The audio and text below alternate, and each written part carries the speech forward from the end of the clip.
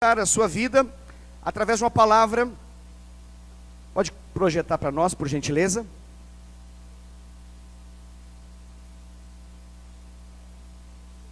Nessa noite eu gostaria de falar com vocês a respeito de uma poderosa libertação que nos foi dada em Cristo Jesus e que nós podemos desfrutar dela mediante a obra de Cristo.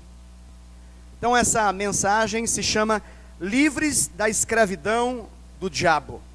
Livres da escravidão do diabo. Aleluia. Glória a Deus.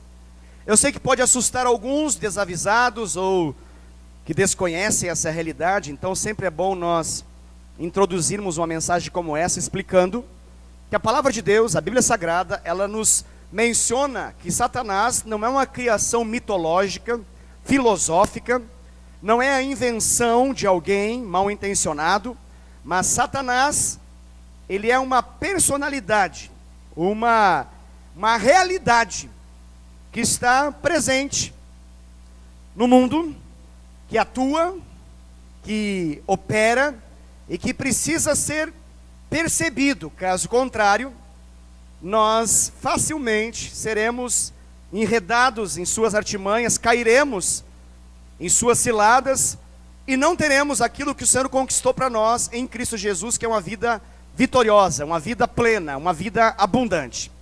Então, para começar essa mensagem, eu gostaria de dizer para você que Deus, em Cristo Jesus, te predestinou a uma vida vitoriosa. Que Deus, em Cristo Jesus, te faz e me faz herdar uma vida abundante, uma vida vitoriosa. E essa vitória do Senhor, Ele quer manifestar em cada área da nossa vida. Diga amém para isso. Essa vitória que Jesus conquistou por meio da sua morte e ressurreição, ela precisa se manifestar em cada área da sua vida. Em cada área da sua vida. No seu casamento, na educação dos seus filhos, nos seus relacionamentos interpessoais, muito obrigado, com os seus familiares, com os seus colegas, ou seja, no seu trabalho, na relação com funcionários, na relação com o patrão, nas suas finanças, na sua vida profissional. Deus em Cristo Jesus quer que você desfrute de vitória, de vida plena, na sua saúde física, na sua alma, no seu coração, na sua mente, nas suas emoções, nos seus sentimentos, na sua vontade, no seu comportamento. A Bíblia fala que Jesus, ele veio para destruir as obras do diabo. Jesus, ele veio para destruir as obras do diabo. A vontade do Senhor é quebrar todo o plano demoníaco. A vontade do Senhor é que Satanás seja destronado da vida das pessoas, a fim de que ele entre e se torne rei, senhor, dono absoluto, e que a sua boa, perfeita e agradável vontade se manifeste na vida de cada um de nós. Quero dizer também com isso, como palavras introdutórias para essa mensagem, que libertação é coisa para crente. Libertação é herança para aqueles que creem. Quando Jesus fala, conhecereis a verdade vos libertará, ele fala para discípulos, ele fala para um contexto daqueles que o seguiam, um contexto daqueles que estavam olhando para ele, e colocando sua expectativa nele, e não para aqueles que estavam longe, de costas, ou vivendo uma vida contrária ao que ele desejava. Então, se você é alguém que olha para o seu coração, e você sabe que o seu coração bate pelo Senhor, se você olha para a sua vida e você sabe que você ama a Jesus, eu quero dizer para você que a libertação que Deus manifestou em Cristo, ela é para você, em nome de Jesus. Digo também, como palavras introdutórias, que libertação não é aquele momento em que uma pessoa recebe uma oração e como que num golpe, um demônio sai, deixa de falar de forma com voz grossa, deixa de jogar o corpo de alguém no chão, batê-lo, e então a pessoa está liberta. Esse tipo de libertação, de fato, é uma libertação inicial, aonde aquele efeito demoníaco ele sai. Porém, muitas áreas ainda precisam desfrutar dessa libertação. Existe uma série de outras áreas que precisam da cura do Senhor, da libertação que Deus manifestou em Cristo. Então, você que ama Jesus e tem colocado a sua vida nas mãos dele, eu quero dizer para você que Deus te predestinou para você ser um homem e uma mulher livre, livre de toda escravidão do diabo. Amém? Glória a Deus. Pode passar o próximo, por gentileza. Aleluia. A palavra base nessa noite, ela está em Tiago, capítulo 4, verso de número 7. Livro de Tiago, capítulo 4, verso de número 7. Uma palavra conhecida. E essa palavra nos diz o seguinte: sujeitai-vos, portanto, a Deus, mas resisti ao diabo, e ele fugirá de vós. Amém? Vamos de novo. Sujeitai-vos, portanto, a Deus, mas resisti ao diabo, e ele fugirá de vós. Quem foge nesse versículo é quem? O diabo. Amém?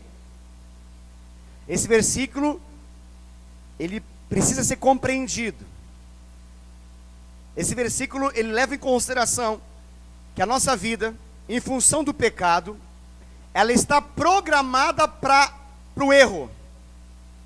Em função do pecado de Adão e Eva, nós estamos inclinados para o mal.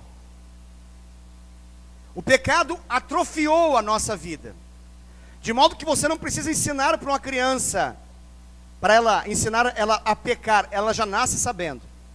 Nós nascemos nessa condição. Não precisamos de nenhum estímulo para manifestar aquilo que somos. A Bíblia fala que todos nós somos pecadores e somos carentes da glória de Deus. E em função dessa realidade, é importante que você entenda isso, nós, de forma natural, rumamos para o erro, para o pecado. Por quê? Porque o nosso coração está inclinado para o erro. É o que a Bíblia fala. Somente uma força contrária vai fazer a gente viver uma realidade nova. Caso contrário, todo homem, toda mulher, toda pessoa, ela é escrava do pecado. Quem é escravo do pecado? Todo aquele que peca e não consegue deixar de pecar. O que é escravidão? É quando alguém não desfruta de liberdade. Ela não tem a capacidade de ir nem de vir. Ela não tem a capacidade de sair daquela condição. Ela está enjaulada, ela está encarcerada. Ela está presa numa realidade que ela nada pode fazer para se libertar. O que ela precisa? Ela precisa de um libertador. Ela precisa de um salvador. Quem é esse salvador? Quem é esse libertador que veio para nos libertar? Jesus. Então quando nós entregamos nossa vida para Cristo, essa realidade de escravidão do diabo, do pecado e do mundo, ela foi quebrada na cruz. Ela foi quebrada por Jesus. Amém ou não amém? Com isso eu estou dizendo que um crente, ele não precisa, e ele pode desfrutar dessa liberdade, ele não precisa mais ser escravo do pecado. Ele não mais precisa ser escravo do diabo. Ele não mais precisa ser escravo do mundo. Amém? Com isso estou dizendo que você e eu podemos andar na santidade de Deus, podemos andar na vontade do Senhor, podemos nos mover no Espírito, podemos andar no sobrenatural até o fim das nossas vidas. Pastor, não entendo. Tudo bem, eu não sou mais escravo, mas eu ainda peco. O que eu preciso fazer? Pois bem, a palavra de Deus vai nos falar a respeito disso. A Bíblia fala que essas tentações que vêm sobre a nossa vida, elas são comuns a todo ser humano. Deus em sua palavra fala que não existe tentação que não seja humana. Mas juntamente com a tentação, Deus produz livramento de modo que possais suportar. Vamos de novo. Deus fala em sua palavra que nós não somos tentados por Deus. Deus não tenta ninguém. Mas nós somos tentados pela nossa própria cobiça, pelos nossos próprios desejos carnais. Mas juntamente com a tentação, grave isso, olhe para mim por favor, juntamente com a tentação, Deus então produz no momento da tentação um escape, um livramento, ok? De modo que a gente possa não pecar. É isso que a Bíblia está querendo dizer. De modo que a gente seja tentado, mas não peque. Jesus foi tentado em todas as coisas, mas em nenhuma delas ele pecou. Jesus, a nossa semelhança, por ter se tornado carne, o nosso Deus se tornou carne e habitou entre nós cheio de graça, de verdade e de glória. Ele foi tentado em todas as coisas, mas nenhuma delas ele pecou. E porque ele vive em nós, na pessoa do Espírito Santo, nós também seremos tentados. Quem aqui já foi tentado hoje? Quem aqui está mentindo, que não levantou a mão? Porque todos nós fomos tentados. Pastor, não, eu estou num propósito de não ser tentado. Pastor, eu olhei hoje de manhã na frente do espelho e falei assim, hoje eu não serei tentado. Já foi. Foi tentado a achar que não é tentado. Não tem como. É a mesma realidade que a Bíblia fala, que aquele que fala que não mente, já mentiu. Não tem como.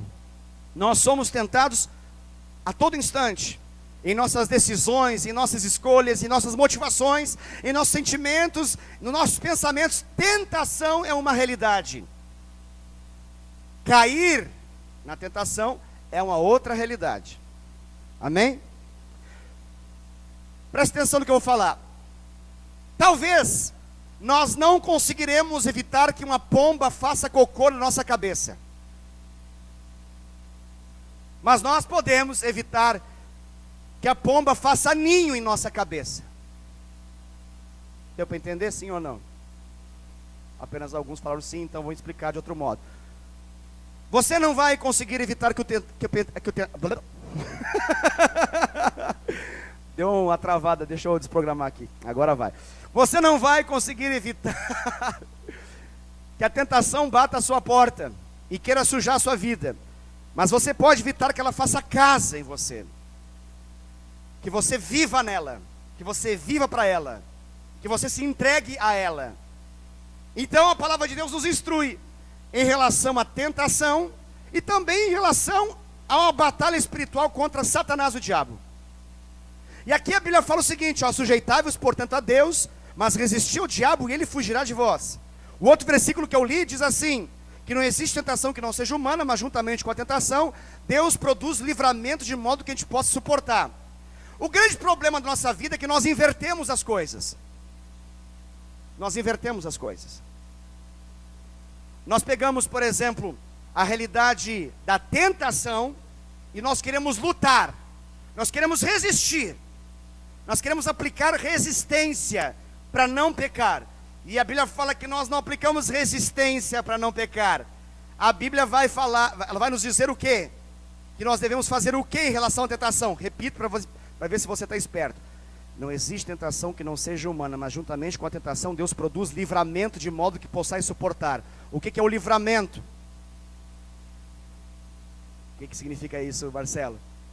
Picar a mula, deitar o cabelo, sair vazado, aplicar dar um rolê. Ou seja, esse versículo fala que quando a gente é tentado, Deus sempre, na vida daqueles que creem, Ele vai abrir uma porta. Não sei fazer o barulho de porta. Alguém sabe fazer barulho de porta que se abre assim? Não, não é bem assim, né? Isso é uma porta que precisa aplicar Tá, beleza. Então, Deus sempre, Ele abre uma porta de modo que a gente possa suportar. Você entendeu o que eu acabei de falar? Para que a porta se abre? Para que Deus dá livramento?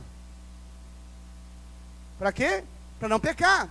O que Deus quer falar para a gente quando Ele fala em relação à tentação? Quando a gente é tentado, não é aplicando força contrária que a gente vai conseguir não pecar. O que a gente deve fazer? Sair daquela condição. Sair daquele ambiente de tentação. A única coisa que a gente deve fazer é fugir. A Bíblia fala, fugir das impurezas sexuais. Fugir da aparência do mal. Detalhe, não fala do mal, fala da aparência do mal. Se parece mal, pica a mula. Se parece mal, vaza. Sai correndo. Não paga para ver. A coisa não vai ficar melhor. Não adianta. achar que eu vou dar conta.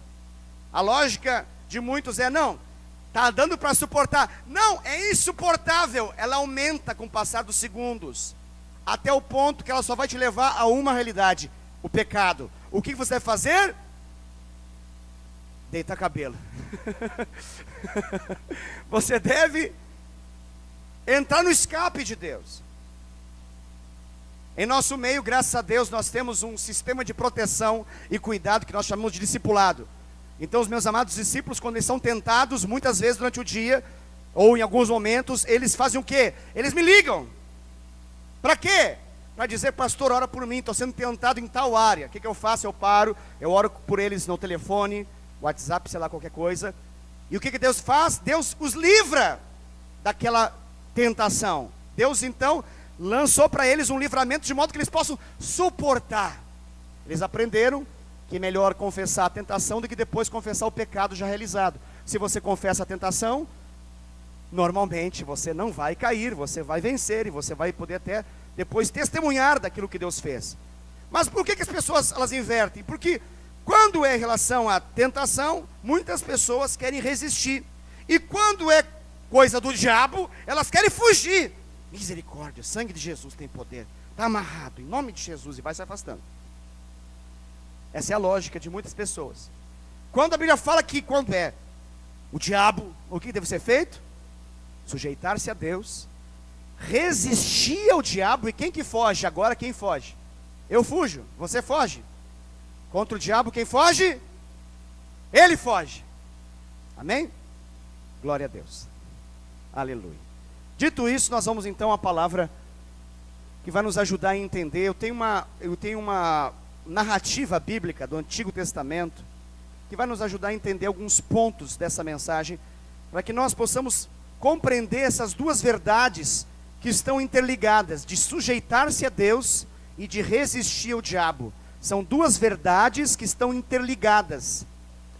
Nós não conseguiremos desfrutar do final desse versículo sem viver essas duas realidades, sujeitar-se a Deus e de resistir ao diabo. Para isso, tem uma história narrada em 2 Crônicas, capítulo de número 32. 2 Crônicas, capítulo de número 32, que vai nos mostrar uma realidade de batalha. E de acordo com a palavra de Deus que fala que tudo aquilo que está escrito é para o nosso ensino, que está escrito em Romanos capítulo 15, versículo 4, o apóstolo Paulo diz isso, que tudo que está escrito é para o nosso ensino que está escrito. O apóstolo Paulo também fala em 1 Coríntios capítulo 10, versículo 11, ele diz assim, que todas as histórias da nação de Israel, elas são para nós como exemplo e como advertência. Então, tudo que nós lemos no Antigo Testamento, para nós é exemplo e advertência de como que nós podemos ter uma vida vitoriosa. Então, 2 Crônicas, capítulo número 32, nós vamos ler do versículo 1 a 8, e depois vamos pular um pouquinho, vamos ler do 20 ao 22. Vamos à leitura. Depois destas coisas, e desta fidelidade, está narrando da fidelidade do rei Ezequias, veio Senaqueribe, rei da Assíria, entrou em Judá, acampou-se contra as cidades fortificadas e intentou apoderar-se delas. Vendo, pois, Ezequias que Senaqueribe vinha e que estava resolvido a pelejar contra Jerusalém, resolveu, de acordo com os seus príncipes e os seus homens valentes, tapar as fontes das águas que havia fora da cidade. E eles o ajudaram. Assim, muito povo se ajuntou e taparam todas as fontes, como também o ribeiro que corria pelo meio da terra. Pois diziam, por que viriam os reis da Assíria e achariam tantas águas? Ele cobrou ânimo, restaurou todo o muro quebrado, e sobre ele ergueu torres. Levantou também o outro muro por fora, fortificou a Milo na cidade de Davi, e fez armas e escudos em abundância. Pôs oficiais de guerra sobre o povo, reuniu-os na praça da porta da cidade, e lhes falou ao coração, dizendo, sede fortes e corajosos, não temais, nem vos assusteis por causa do rei da Assíria, nem por causa de toda a multidão que está com ele, porque um há conosco, maior do que o que está com ele. Com ele está o braço de carne, mas conosco o Senhor, o nosso Deus, para nos ajudar e para guerrear as nossas guerras. O povo cobrou ânimo com as palavras de Ezequias, o rei de Judá. Pula para o versículo 20. Porém o rei Ezequias e Isaías, o profeta, filho de Amós, oraram por causa disso e clamaram aos céus. Então o Senhor enviou um anjo que destruiu todos os homens valentes, os chefes e os príncipes no arraial do rei da Assíria. E este, com o rosto coberto de vergonha, voltou para sua terra. Tendo ele entrado na casa de seu Deus, os seus próprios filhos ali o mataram à espada. Assim, livrou o Senhor a Ezequias e os moradores de Jerusalém das mãos de Senaqueribe, o rei da Assíria, e das mãos de todos os inimigos, e lhes deu paz por todos os lados. Aleluia, glória a Deus. Meus amados, essa história é uma história impressionante de uma batalha muito cheia de detalhes importantes para a nossa avaliação aqui. Nós temos aqui na figura de Senaqueribe, esse rei da Síria, uma imagem interessante, porque nos versículos que eu não li, do versículo 9 até o versículo 19, que eu não li, se você ler, você vai perceber que o Senaqueribe, que é o rei da Síria, ele afronta ao rei Ezequias, ele zomba da fé desse povo, ele zomba da fé do rei Ezequias, ele busca gerar incredulidade, ele busca uma mensagem, através da sua mensagem, gerar desconfiança do verdadeiro Deus. A estratégia de Senaqueribe, no meio dessa história, que é a parte que a gente não leu, é tentar desanimar o povo de Deus para a batalha, é tentar infiltrar no coração deles medo, pânico, desconfiança, falta de temor. Então nós temos aqui, na verdade, um paralelo por trás desse ataque do Senaqueribe. Porque o Senaqueribe, o rei da Síria, a Bíblia fala que ele vai sitiar agora Jerusalém. Então, ele vai fazer uma demonstração para a nossa vida, para que a gente possa entender, exatamente do modo como Satanás costuma fazer com a nossa vida. Assim como Satanás, ou melhor, assim como Senaqueribe fez com o povo de Jerusalém, e fez ali com o povo de Judá, Satanás busca fazer isso na nossa vida, a mesma realidade, nos cercar, fazer algo em nossa volta. Ele fica cercando, ele fica tentando achar uma maneira de entrar. E aqui a Bíblia fala que Senaqueribe então lhe sitia a cidade, ela está agora cercada, mas a maneira como Ezequias, que é o rei de Judá ali naquele momento, a maneira como Ezequias reage, vai nos ensinar muito. A maneira como o rei Ezequias ele vai reagir a esse ataque, o seu contra-ataque vai ser fenomenal. Lembra que eu falei que nós estamos destinados ao erro, e uma vez que erramos, à escravidão, e uma vez que pecamos, e decididamente desobedecemos a Deus, nos tornamos então escravos do inimigo, e é necessário uma força contrária que nos tire dessa condição. Então, há um ataque e há um contra-ataque. Aqui, o rei Ezequias, ele vai contra-atacar o ataque do inimigo. E esse contra-ataque aqui, essas lições de resistência ao diabo, é algo que nós precisamos entender muito bem. Por quê? Porque se você ler ainda aquele versículo que a gente leu primeiro de Tiago, capítulo 4, versículo 7, lá fala que nós devemos resistir ao diabo, amém? Então, resistir ao diabo não é uma tarefa de Deus. Resistir ao diabo é uma tarefa minha e sua, é nossa tarefa. Tem gente que fica bravo com Deus e ora, eu não sei, quanto mais eu oro, mais assombração me aparece. Já viu esse negócio?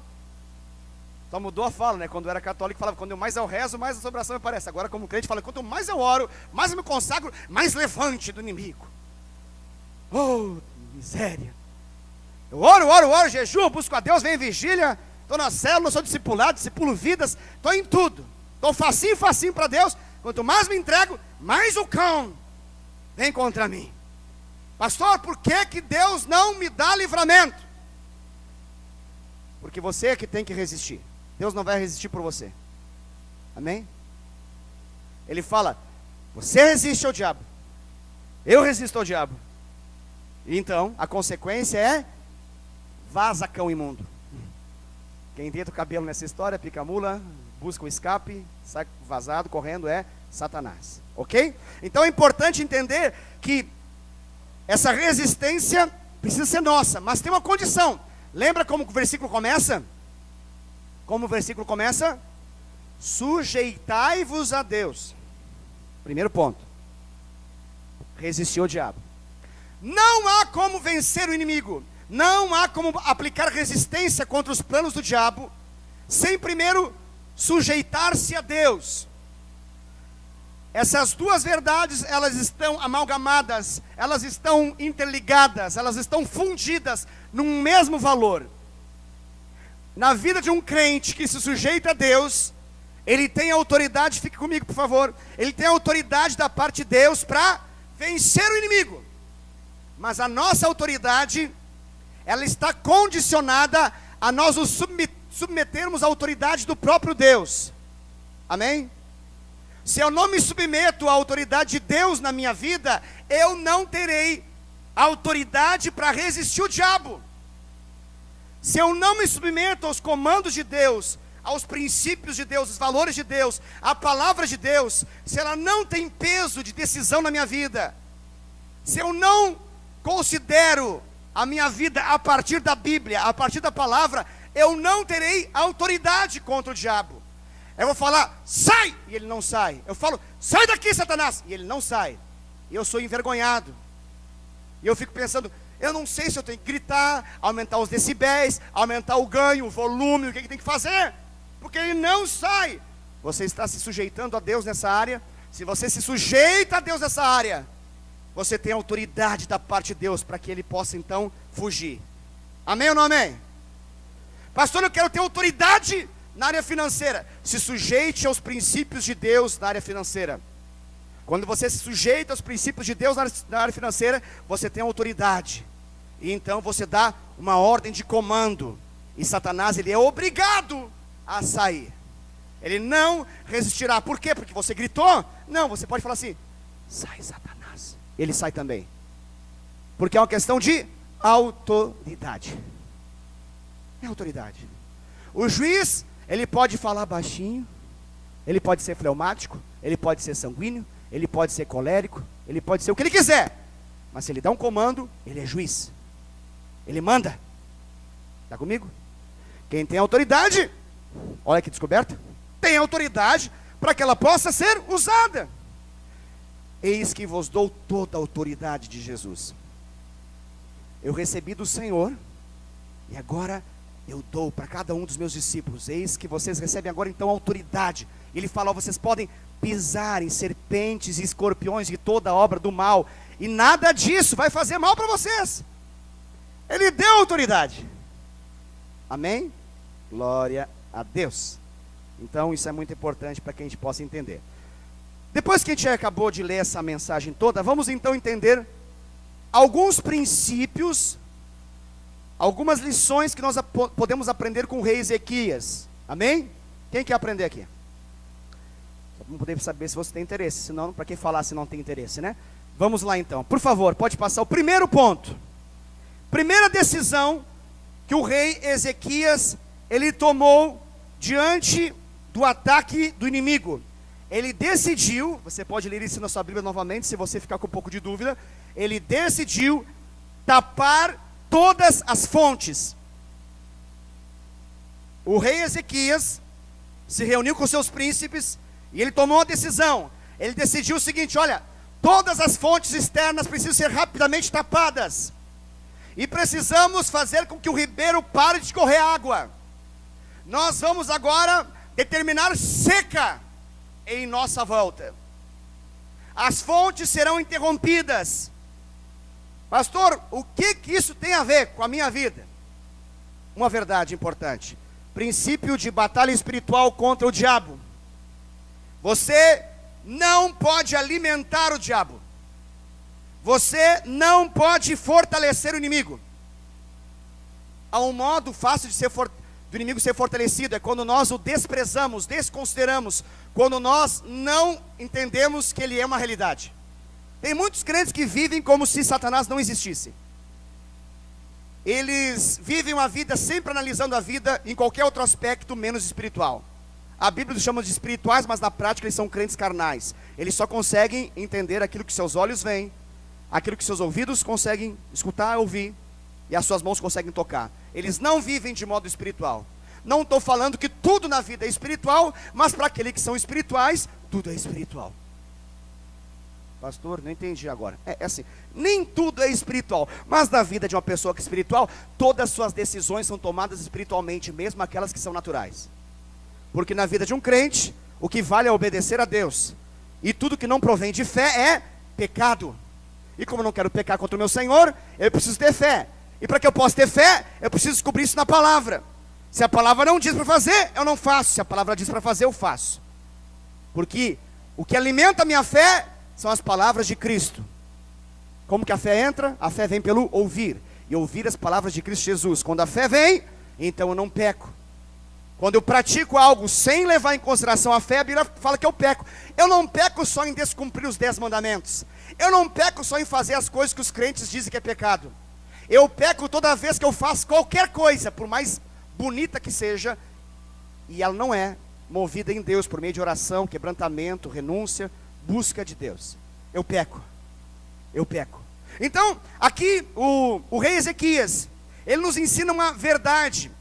Na luta contra o inimigo, quando o inimigo vem cercando, rapidamente ele percebe que o inimigo não pode ser alimentado, ele não pode ser fortalecido, e para isso ele vai nas fontes. Pastor, não estou entendendo. O que alimenta Satanás? O que fortalece o inimigo? O que você acha que fortalece o inimigo, irmãos? Chuta aí. Alguém falou, acho que foi a segunda pessoa que falou com muita coragem, falou até um pouco mais rápido. Pode falar de novo. O que alimenta o inimigo? Alimenta o inimigo. Pecado. Esse é o nome. O que alimenta o inimigo é o pecado. Como assim, pastor? Não estou entendendo. Se você abrir depois em casa sua Bíblia em Gênesis capítulo 3, versículo 14, você vai ver uma palavra de juízo de Deus para com a serpente. Essa serpente, chamada lá em Apocalipse capítulo 12 de a antiga serpente, ela se apresenta para Adão e Eva lá no jardim e os condiciona, os oferece o pecado. Lembra disso? Lembra muito bem, né? Uma história muito conhecida. A proposta do inimigo é: peque, não dá nada, seja como Deus, decida por si só, seja Deus de si mesmo, tome. Não, Deus sabe que o dia que você comer desse fruto proibido, do fruto do conhecimento do bem e do mal, seus olhos serão abertos e você vai ver como Deus. E essa proposta parece interessante. Adão e Eva pecam, depois Deus vem, fala com Adão, fala com Eva e fala com a serpente. E quando Deus fala com a serpente, o que Deus fala para a serpente? Deus fala o seguinte para a serpente: você vai rastejar pelo resto da sua vida, todos os dias da vida você vai rastejar e você vai comer pó. A grande pergunta, alguns ficam dizendo: será que a serpente, antes ela andava e depois ela passou a rastejar? Será que a serpente, a mesma serpente, tem a ver? Não, olha só, se você for um biólogo, você vai descobrir que serpente não se alimenta de pó. Então Deus está falando numa linguagem metafórica, alguma realidade que a gente precisa levar em consideração. A alimentação principal da serpente não é pó. Amém? Então, o que Deus está falando? Será que Deus está falando da serpente natural? A gente tem que fugir de toda serpente. Se você vê uma serpente, sai correndo porque é o diabo encarnado? Claro que não. Mas é feio, né? Isso é feio mesmo, pode ser. Não precisa abraçar, tocar, levar para casa, fazer carinho, não precisa. Mas não significa que ali é o diabo. Deus está falando alguma coisa aqui. Ele está falando dessa serpente, um nome para Satanás aqui. Essa antiga serpente lá em Apocalipse 12. Ele está dizendo o seguinte, ó, ela se alimenta de pó. Quando Deus faz o homem, a Bíblia fala que Deus, ele vai aonde? Para poder formar o homem. Ele vai no pó. Quando Deus fala em Jó, Ele fala o seguinte: olha, do pó você veio e ao pó voltarás. Entenda o princípio bíblico. Satanás, ele se alimenta da carnalidade do homem. Satanás, ele se alimenta, se fortalece, cresce, se torna monstro, gigante, implacável, destemido. Por mais que já foi vencido na cruz. Porque tem pessoas que estão aprisionadas no pó, no pecado. Não é aqui a cocaína, tá? Alguns também são nesse caso, mas nesse caso não é. É o pó de modo geral. Amém? Muitos estão aprisionados numa vida carnal. Essa figura aqui, ela pode facilmente ser interpretada desse modo. Pode parecer exagero, mas não é. Deus está ensinando um princípio. Quando você pratica o pecado, você perde a autoridade que Deus te deu. Aí você fala, sai, ele não sai. Por quê? Porque o pecado, ele está aprisionando você. E essa falta de autoridade, por mais que ela já foi concedida, ela nos impede de resistir a Satanás. O que Deus está querendo dizer para nós? Ele está dizendo o seguinte: olha, quando nós damos vazão para o pecado, quando nós damos vazão para as obras da carne, lembra que em Gálatas capítulo 5 fala das obras da carne? Lá fala do fruto do Espírito, mas também fala das obras da carne. Quando nós damos vazão para as obras da carne, o que acontece? O inimigo ele se fortalece. Então a primeira atitude que nós precisamos fazer é o quê? Para vencer o inimigo.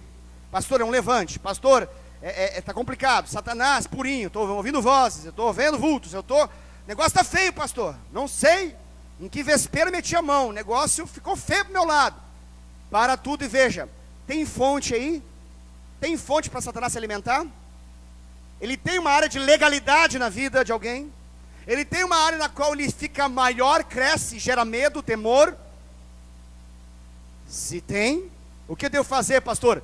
Fecha essa fonte. Essa fonte não é de vida, a fonte de vida está aqui, ó, nessa igreja aqui, aleluia. Essa fonte é de morte.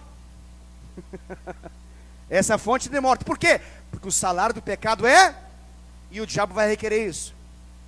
O diabo vai requerer isso. Pastor, você está querendo dizer que quando eu passo a viver em santidade, eu fico ousado espiritualmente? Sim. Comece a viver em santidade para você ver.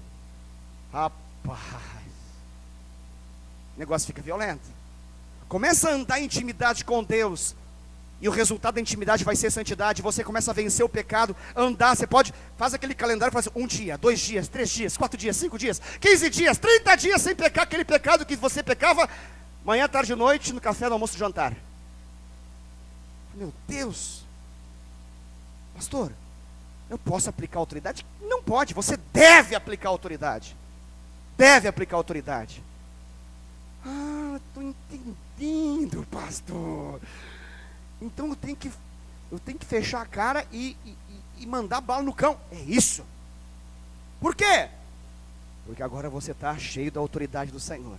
Você fechou a fonte. É a primeira estratégia de batalha que você está usando para a sua vida vitoriosa. Amém? Segundo, a Bíblia fala que ele tomou outra decisão. Se você ler o versículo depois em casa, melhor, você vai ver que depois de tampar as fontes, secar o ribeiro, ele fez algo. Ele restaurou o muro. Ele foi lá, juntou a galera e falou assim: gente, pau, bora trabalhar. No que, rei? Vamos levantar os muros. Deus nos proporcionou um muro, querido. Diga aleluia. Deus nos colocou dentro desse muro. Esse muro é um muro forte, resistente. Na verdade, esse muro é inquebrável. Esse muro não pode vir ao chão. Não há nada de fora desse muro que possa contra esse muro. Nada. Diga aleluia. Satanás, ele bate contra esse muro e ele quebra o nariz. Me é familiar esse negócio. Ele não pode contra esse muro. Aqueles que são de Deus, o diabo não toca. Pastor, tem certeza? Tenho. Mas como é que na minha vida toca? Porque talvez seus muros estão no chão. Você precisa rapidamente reerguer os muros. Levante os muros, levante os muros, levante os muros. Se você lembrar da história de Jó, você vai perceber que no momento em que os anjos foram à presença de Deus, Satanás se apresenta também diante de Deus e fala assim: eu quero tocar na vida de Jó. E Deus fala: não, Jó é um homem bom, íntegro, temente a Deus, se desvia do mal, não vai fazer isso. Aí Satanás insiste, fala: não, deixa, ele vai te negar, deixa, ele vai blasfemar, deixa eu tocar nele e você vai ver o que ele vai fazer. Você só faz isso porque você abençoa, ele só faz isso porque você abençoa ele, deixa eu tocar. E qual foi a fala de Satanás? Ele fala assim, ó: você o cerca com uma sebe, você o cerca com um muro, e você o abençoa lá dentro desse muro, eu não posso tocar. Deixa eu tocar nesse muro, tira esse muro que só o Senhor colocou e pode tirar, e você vai ver que ele vai desonrar o Senhor. O detalhe desse muro, querido, é que Satanás não pode contra esse muro, o pecado não pode contra esse muro, o mundo não pode contra esse muro, mas nós podemos ir contra esse muro. De fora para dentro não pode nada, mas de dentro para fora pode. Esse muro é resistente para quem está de fora, mas ele é frágil para quem está de dentro. Que fragilidade é essa? A fragilidade ligada ao quão íntimo nós somos de Deus. Esse muro aqui, ele está falando de um relacionamento que não pode ser violado. Satanás, ele não vai poder violar esse relacionamento, não vai poder tocar. Mas se nós decididamente, sem temor, sem levar em consideração nosso Deus, se nós quebrarmos princípios espirituais da palavra de Deus, nós estamos usando a linguagem popular crentez, evangeliquez, nosso contexto, a gente está abrindo brecha. Já ouviu essa expressão, né? Deu brecha, irmão. Ó a brecha aí, deu brecha. Quando o crente, ele dá a brecha, Satanás fica macho. Fica lutador de MMA.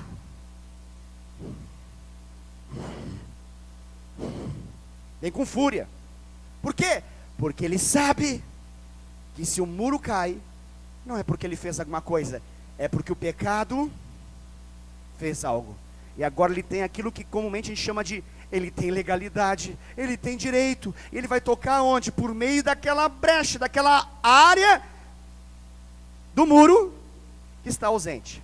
Então, o que o rei Ezequias faz? Ele, rapidamente, ele decide restaurar os muros. Terceiro ponto, o que ele faz ali? Depois de restaurar os muros, a Bíblia fala que, além de restaurar os muros, em cima dos muros ele faz o quê? Levanta torres.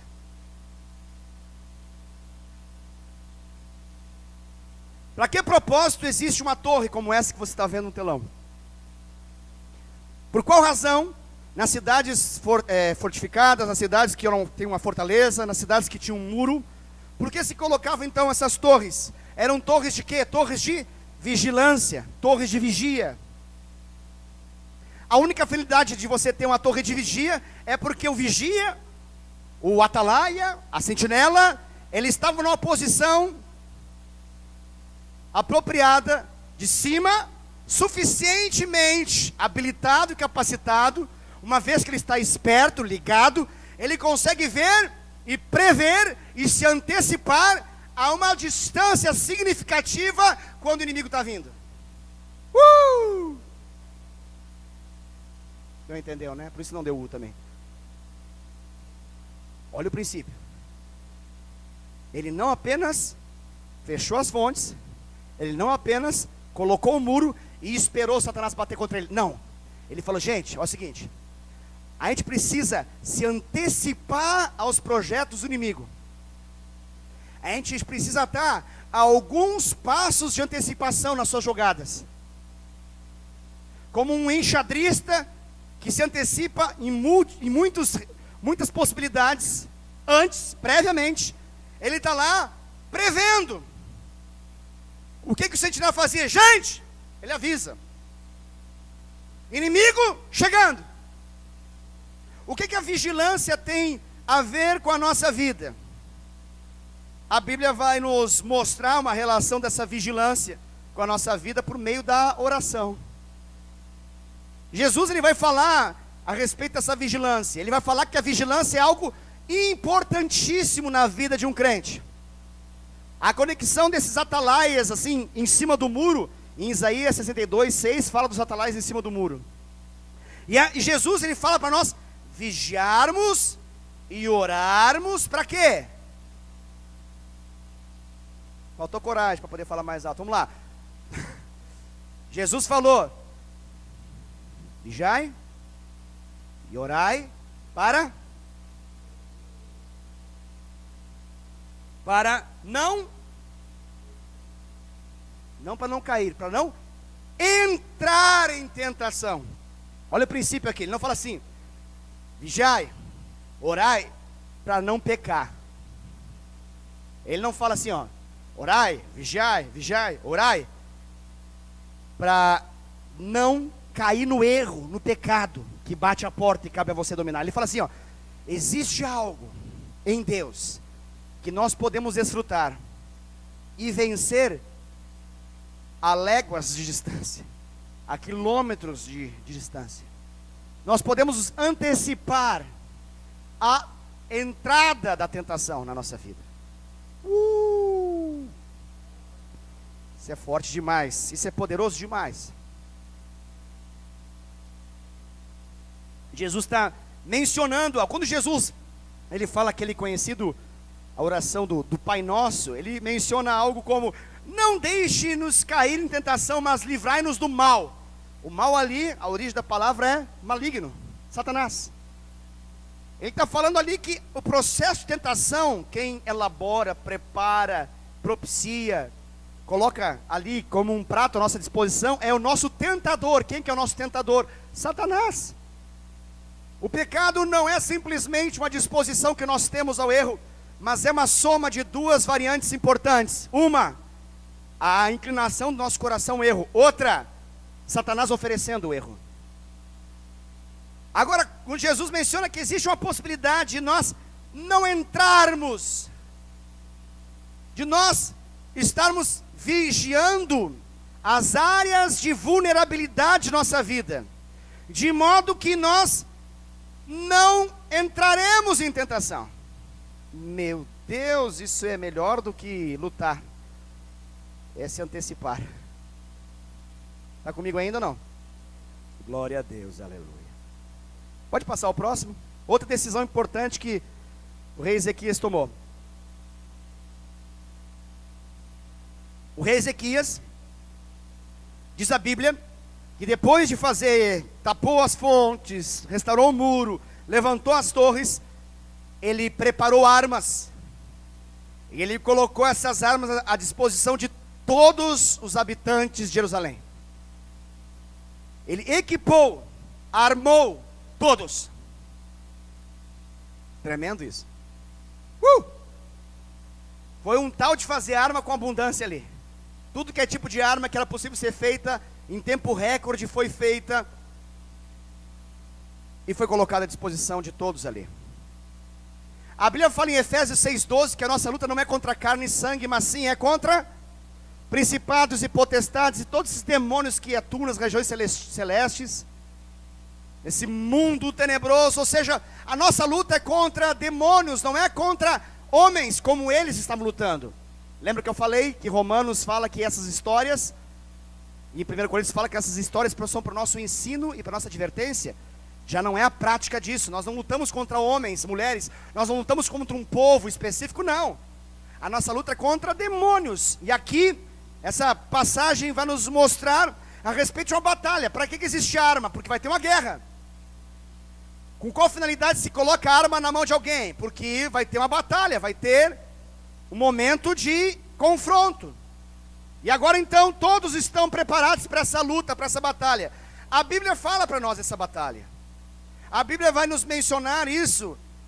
No próprio contexto de Efésios 6, vai nos dizer a respeito da armadura de Deus. E essa armadura de Deus é o quê? É um conjunto de armas.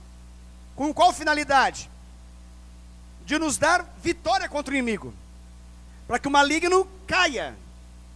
Essa armadura não é simplesmente algo subjetivo, não, é um estilo de vida de um crente. A armadura de Deus é um estilo de viver. Não é só uma condição que a gente passa a viver quando a gente se sente atacado. Não, a armadura de Deus na vida de um crente é a vida do crente. É a vida do crente consciente daquilo que ele tem em Cristo.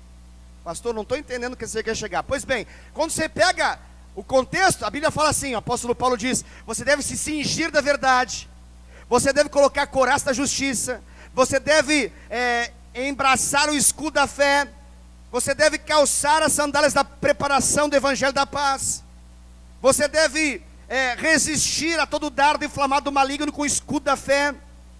E mais que fala, você deve então empunhar a espada do Espírito, que é a palavra de Deus.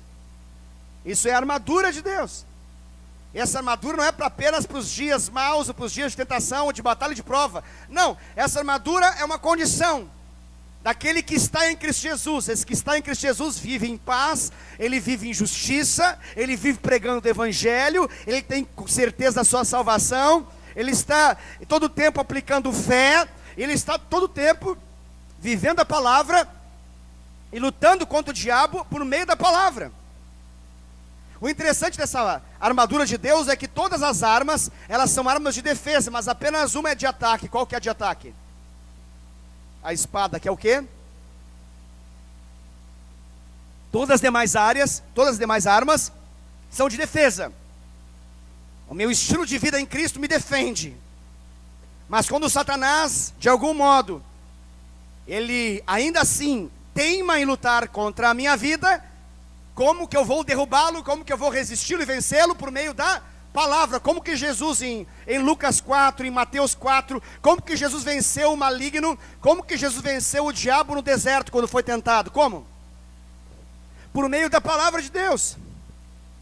É por meio da palavra de Deus que nós então vencemos o maligno. Para isso nós precisamos conhecê-la, para isso nós precisamos vivê-la, para que nós possamos declarar, para que nós possamos usar.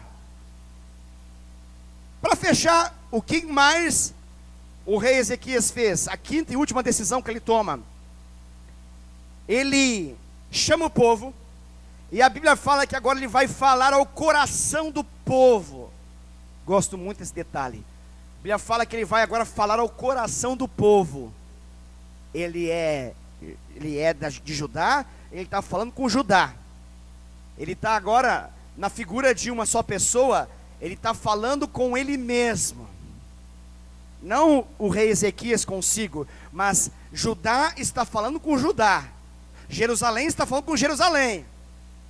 Ele está agora abrindo a boca para declarar. Ele fala, olha, não tenham medo, sejam fortes, sejam corajosos. Tenham certeza de que esse que vem contra nós, não pode contra nós, porque ele vem na força do braço, é na força da carne, mas nós vamos contra ele na força do Senhor. A vitória já é nossa, não há nada que ele possa fazer. E ele está lá, Satanás vem falando bobagem, falando mentiras. Já bati muitos, já venci não sei quantos, não tem reino que me resista, não tem rei que possa contra mim. Você vai ser só mais um que vai ser vencido. Ele não está nem aí, ele está falando ao coração do povo. O que é isso, pastor? Eu preciso conhecer a palavra de tal modo que eu fale ao meu próprio coração. Eu preciso conhecer a palavra de tal modo que eu proclame com minha boca verdades, que saiam da minha boca a própria palavra de Deus. E a palavra de Deus na minha boca tem tanto poder quanto na boca do próprio Deus. Quando eu abro a minha boca com a palavra de Deus, é semelhante a Jesus falando a palavra de Deus.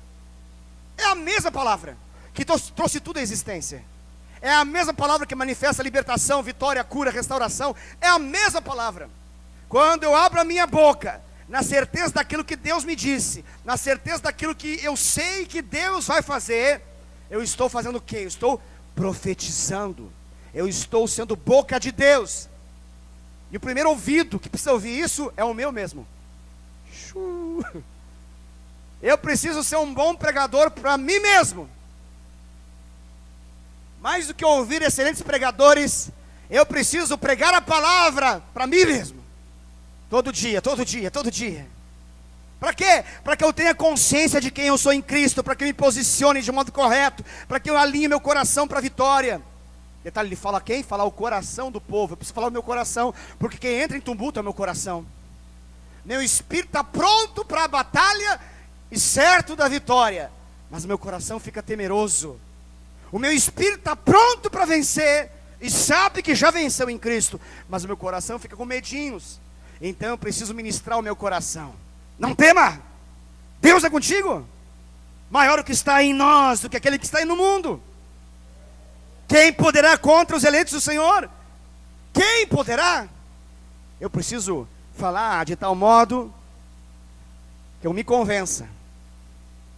E quando eu me convenço, então eu falo com o cão. E onde ele está nessa hora, pastor? Normalmente ele está à volta. Lembra da musiquinha da Ana Paula Valadão? Como um leão que ruge, o diabo quer nos devorar. Está buscando brechas para destruir, roubar e matar. Não é na nossa força que podemos vencer. Maior é Jesus quem nós vem nos defender. Lembra? O que a Bíblia fala em 1 Pedro? Fala que o diabo, nosso adversário, ele anda em nosso derredor, bramando como um leão, buscando a quem possa tragar. Como que nós vencemos nessa condição? Nós vencemos nessa condição quando nós estamos seguros de quem nós somos em Cristo. Quando nós sabemos que eu posso ser branco, eu posso ser negro, eu posso ser índio, eu posso ser amarelo, não importa, eu posso ser o que for. Eu posso ser de uma condição humilde ou de uma condição abastada, mas se eu estou em Cristo Jesus, o inimigo não poderá contra aquilo que eu sou. Porque eu estou sujeito a Deus, e eu resisto ao diabo, e ele precisa correr. Isso é uma questão de revelação. Eu posso nem saber falar direito português, mas se eu tenho revelação, eu falo sai, e ele tem que sair. Eu posso ser iletrado, eu posso ser também PhD em tudo, não importa. O que importa é a revelação que eu tenho de quem eu sou em Cristo. E então eu falo a palavra de Deus, e ele precisa ceder. O mais impressionante dessa história é que toda essa estratégia de batalha fez com que eles nem precisassem entrar numa luta física. Pastor, me explica como é que eu posso fazer isso também na minha vida, sem precisar ficar assim, penando noites de choro. Então, vou ensinar. Ao invés de penar noites de choro, você pode passar noites orando.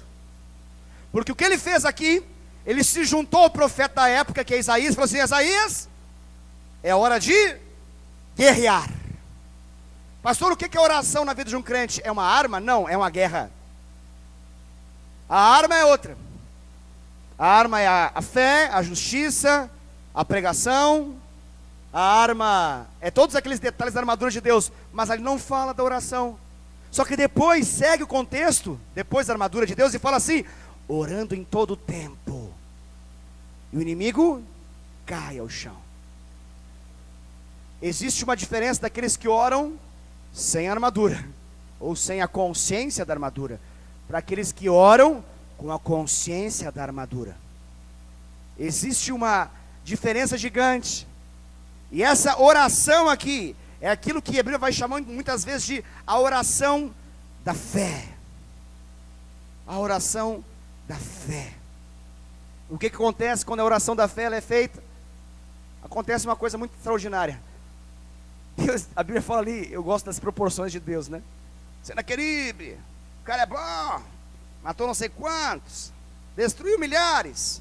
Quantos reinos, a Síria, poderoso império da época, um poderoso império que estava dominando o mundo naquela época. Então agora vai contra o povo de Judá, mais especificamente contra Jerusalém.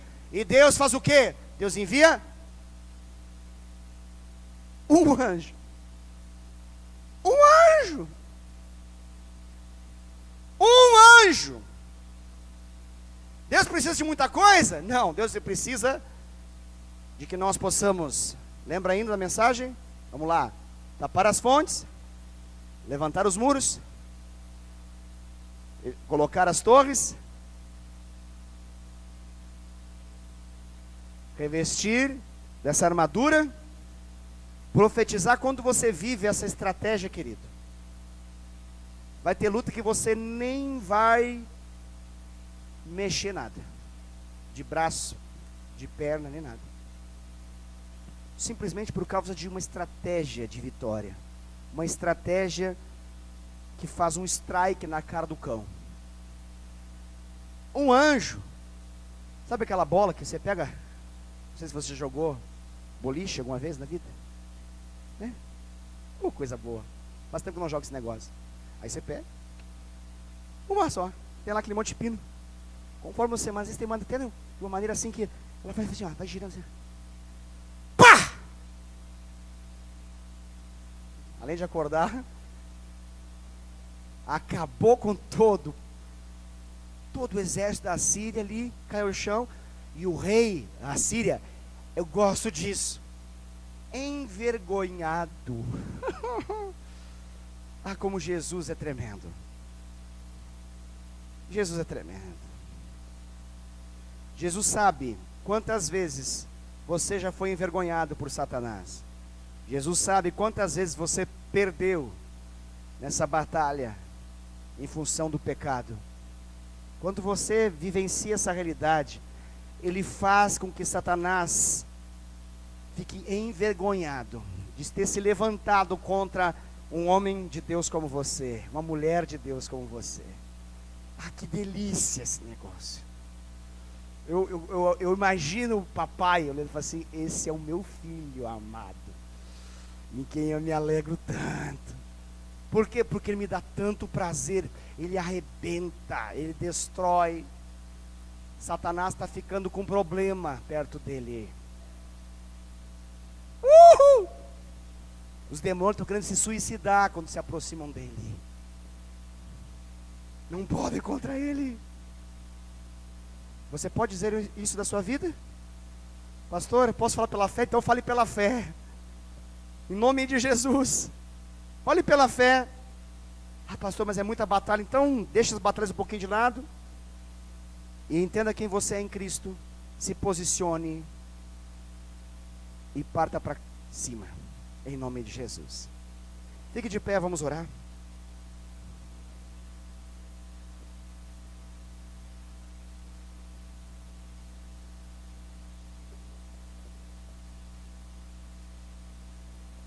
Nessa noite eu quero encorajar você, a você se colocar num lugar em Deus de submissão, de sujeição. Lembre Tiago 4,7, o versículo a ser gravado, hein? Sujeitai-vos a Deus, mas resisti ao diabo, e ele fugirá de vós. De novo, Tiago capítulo 4, versículo 7, diz o quê? Sujeitai-vos a Deus, mas resisti ao diabo, e ele fugirá de vós. Pastor, o que precisa fazer agora? Se sujeite ao Senhor, querido. O que é se sujeitar a alguém? É se submeter a alguém, é se entregar totalmente, é entender que Ele é o cara. Eu quero convidar você nessa noite a você render mais uma vez a sua vida ao Senhor. Pastor, eu preciso disso. Se você está tendo dificuldades nas batalhas contra o inimigo, querido, se você tem percebido que você tem perdido em algumas tentações e você tem pecado, se você tem percebido que algumas propostas, como um garçom que se apresenta na sua frente com algumas comidas podres, que parecem muito belas, mas quando você come apodrece algo dentro de você, e você tem comido, então é com você essa história, é para você essa mensagem. Se você já entregou sua vida para Cristo, você tem autoridade em Cristo Jesus, só que a sua autoridade, ela está condicionada à sua submissão ao seu Deus. Pastor, como me submeto a Deus? Tomando uma decisão nessa noite, a decisão de obedecer aos princípios de Deus, aos valores de Deus. Tudo aquilo que Deus fala sobre a sua vida é o que importa para você. Você entendeu?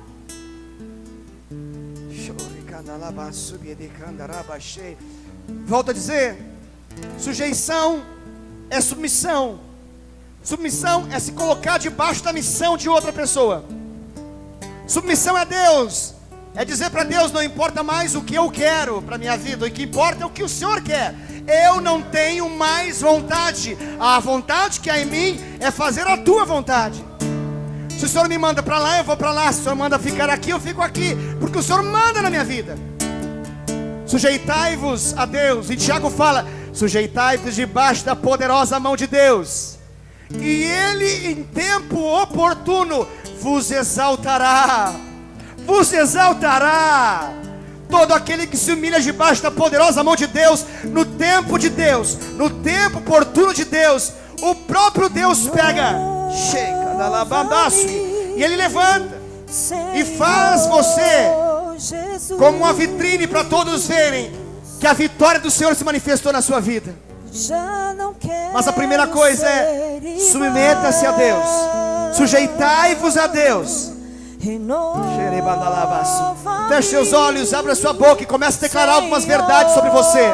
Pastor, o que eu posso declarar nessa hora? Diga assim: Senhor Jesus, eu me submeto, eu me entrego, eu me rendo totalmente a Ti. A partir desse dia, dessa hora, desse momento, o que vale na minha vida é a Tua vontade, a Tua vontade, a Tua vontade, a Tua vontade.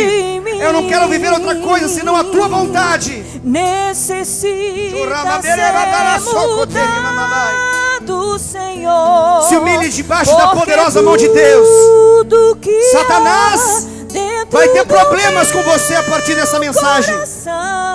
Satanás vai ter problemas sérios com a sua vida a partir do seu posicionamento nessa noite. Humilhe-se diante do Senhor, e você verá o Satanás ser envergonhado diante dos seus olhos. Sujeitai-vos a Deus. Sujeitai-vos a Deus e resisti ao diabo. Se você já está sujeito ao Senhor, eu quero convidar você a um ato de fé, a um ato profético nessa hora. Que você mire, coloque a sua pontaria na direção de Satanás. Reconheça quem você é em Cristo nesse momento. Reconheça quem você é em Cristo Jesus. Reconheça que você não era, mas agora você é. Reconheça que você não tem mérito algum, mas agora Ele te deu autoridade. Ele te deu autoridade. Ela não nasceu com você, ela foi dada por herança para você. Não é pelos seus méritos, mas é pelos méritos dele. Ele venceu ao diabo na cruz. Ele pegou a serpente, a antiga, e ele pisou na cabeça da serpente. Esse golpe foi tremendo. Esse mesmo Jesus, Ele está dentro de você nesse momento. Eu quero convidá-lo, você ousadamente, a abrir a sua boca agora. Comece tapando, tape fontes, tape fontes, tape fontes.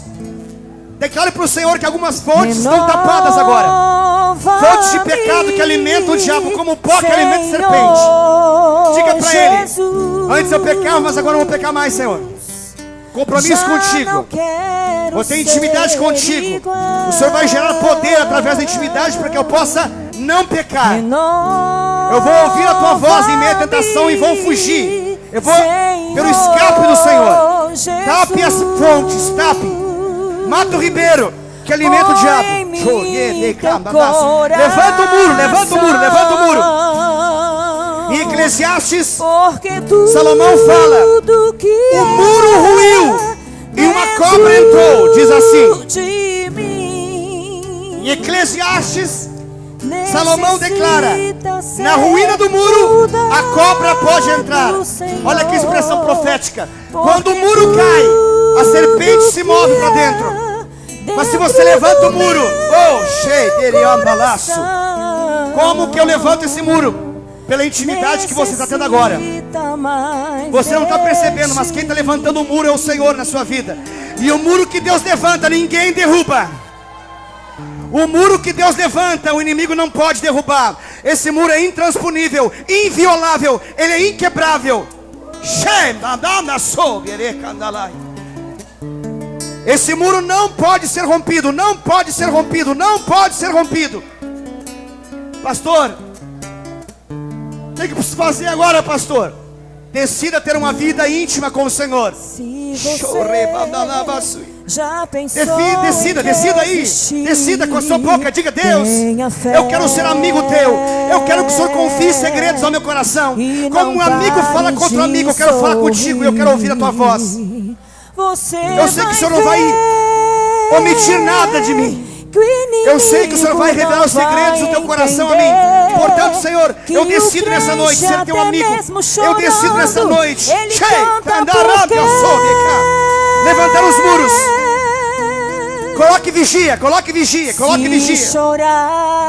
Decida que a oração não vai ser uma realidade esporádica na sua vida, mas vai ser a bandeira da sua história. Vai ser um lema no seu dia. Vai ser uma realidade. Tal qual o ar é para o seu corpo, a oração vai ser para a sua vida espiritual. Declare ao Senhor: Senhor, eu firmo um compromisso de oração contigo. Um compromisso de orar e orar. Orar sem cessar, todo dia, em todo instante. Um espírito de oração, de vigilância. Orar e vigiar para não entrar em tentação. Tome sobre si a armadura de Deus. Tome. Pela fé, tenha consciência dessa realidade. Com seus olhos fechados, comece a perceber o capacete da salvação na sua cabeça. Está na sua mente, querido.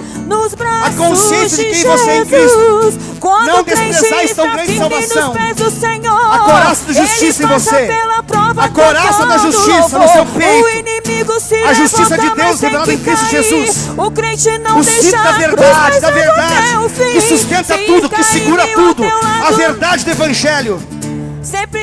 As sandálias da pregação, da preparação, do anúncio da paz em Cristo mediante Jesus. Bem guardado desse jeito, desistir porque embraça aí com você o escudo da fé, de modo que todo dardo inflamado do maligno cai por terra em nome de Jesus. E tome a palavra, que é a espada do Espírito, a palavra de Deus. E agora, profetize sobre a sua própria vida, querido. Declare quem você é em Cristo Jesus. Anime o seu coração.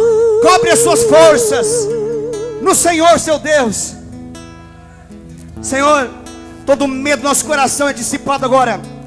Toda insegurança do nosso coração cai por terra agora em nome de Jesus. A paz que excede todo entendimento vem em nossa mente, guarda o nosso coração. Nós sabemos quem nós somos em Cristo Jesus. E nós declaramos agora essa verdade contra Satanás. Se você tem coragem de fazer isso, erga a sua voz e diga: Satanás, em nome de Jesus, você perdeu na minha vida. Pega tudo que é teu e sai! Sai! Em nome de Jesus! Em nome de Jesus! Celebre a sua vitória, querido! Celebre a sua vitória, querido! Chora nos pés do Senhor, em Jesus. Aleluia! Como teu consolador. Glória a Deus! Deixa eu orar com você para encerrar esse culto, Pai. Obrigado pelo teu mover aqui. Obrigado pelo teu mover profético por meio da palavra. Uma palavra de ensino que foi transformada num momento profético em nosso meio. Obrigado, Senhor Deus, pelo mover do teu Espírito Santo nos dando vitória sobre o inimigo. Te louvamos porque o Senhor está levantando um povo vitorioso, vencedor. Um povo triunfante que vence todas as estratégias do inimigo. Pai, eu declaro sobre o teu povo, Pai, esses meus amados irmãos e irmãs, a vitória do Senhor. E uma semana de bênçãos, de bênçãos, de bênçãos. Que a graça do Senhor, que o amor de Deus o Pai e a graça do Senhor Jesus manifestada em Jesus o Filho, e que a doce e poderosa comunhão do Espírito Santo seja sobre a sua vida hoje e eternamente, em nome de Jesus. Amém. Deus te abençoe, querido. Vá na paz do Senhor. Uma ótima semana para você. Uma semana de vitórias no Senhor Jesus. Aleluia. Eu vou descansar nos braços de Jesus. Quando o crente